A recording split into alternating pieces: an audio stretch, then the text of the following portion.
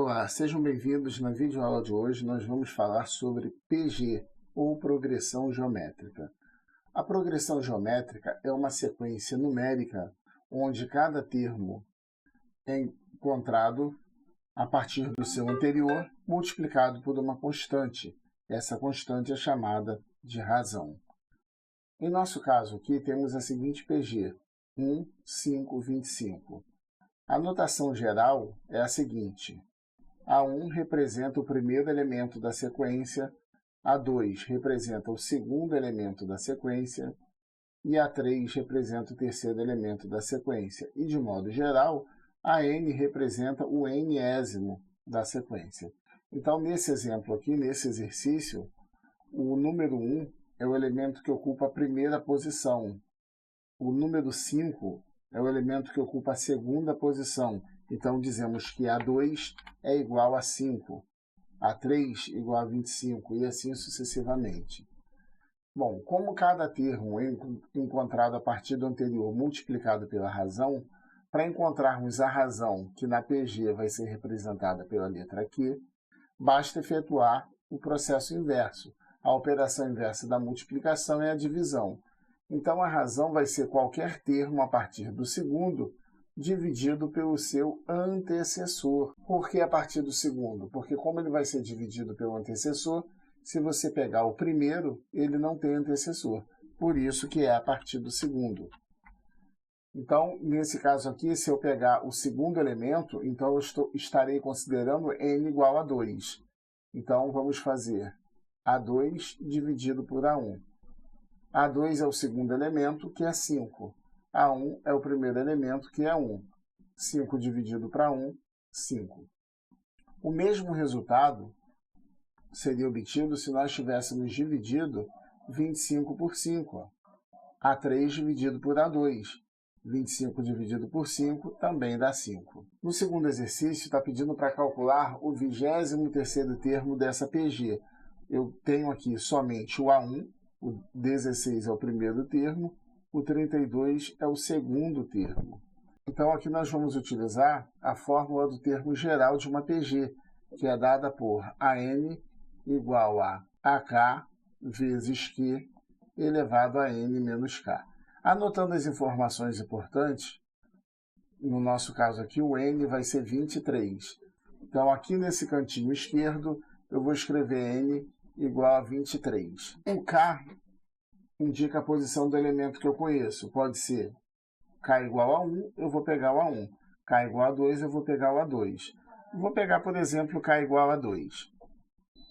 Então, agora eu vou fazer as substituições aqui. Ó. O N é 23 e o K é 2. Então, vai ficar A23 igual a A2 vezes Q elevado 23 menos 2, ó, N menos K é 23 menos 2, que é 21. Bom, lembrando que Q é a razão, e a razão a gente encontra dividindo o segundo termo pelo primeiro.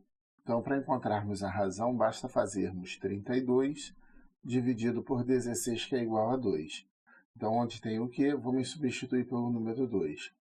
Fazendo as novas substituições, vai ficar assim. O A2 é o segundo termo, que é 32. A razão que é 2, fica 2 elevado a 21.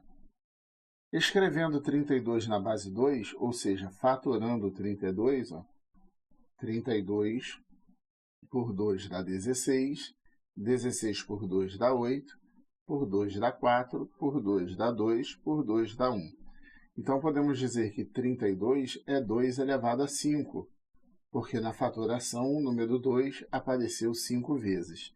Então, vamos substituir aqui o 32 por 2 elevado a 5. Repetimos o 2 elevado a 21. Temos aqui uma multiplicação de potências de mesma base. Nesse caso, a gente repete a base e soma os expoentes. 5 mais 21 dá 26.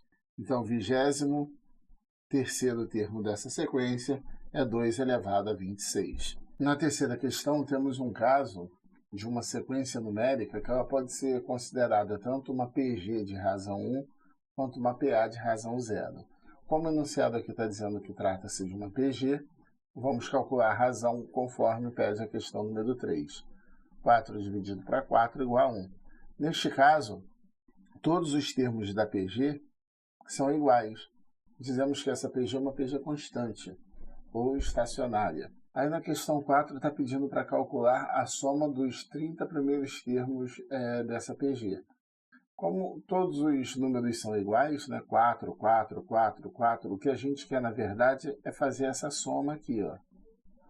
Isso não requer fórmula. Eu quero uma soma de 30 termos iguais a 4. Isso é o mesmo que 30 vezes o número 4, que dá 120. Bom, na quinta questão, temos o seguinte: calcule a soma dos 20 primeiros termos da PG 1416.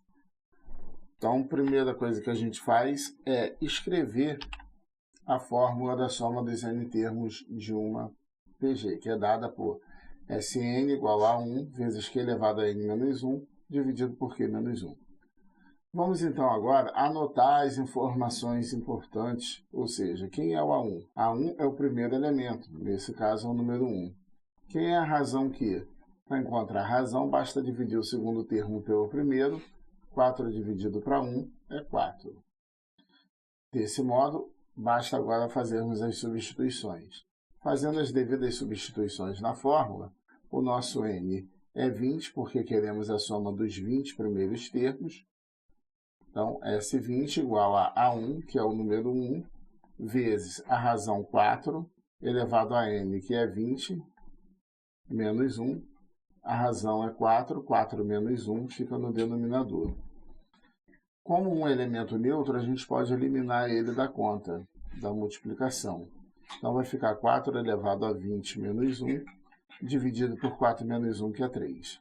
Então, como é um cálculo muito grande para ser feito, tanto na calculadora quanto à mão, a calculadora talvez nem caiba essa quantidade de dígitos, a gente costuma deixar dessa forma.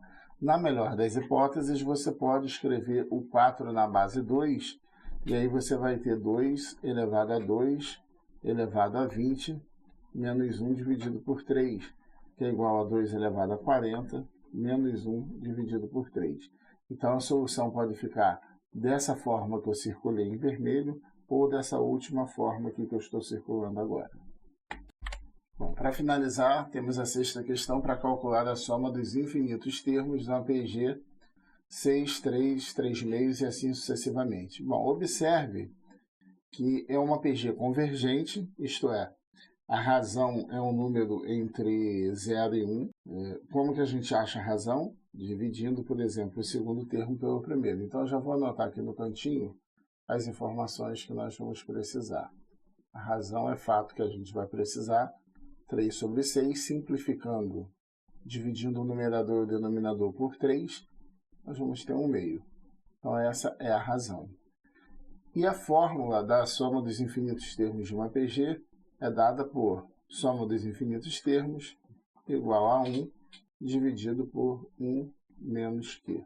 O primeiro termo a gente conhece, então a soma dos infinitos termos vai ser o primeiro termo, que é 6, dividido por 1 menos 1 meio.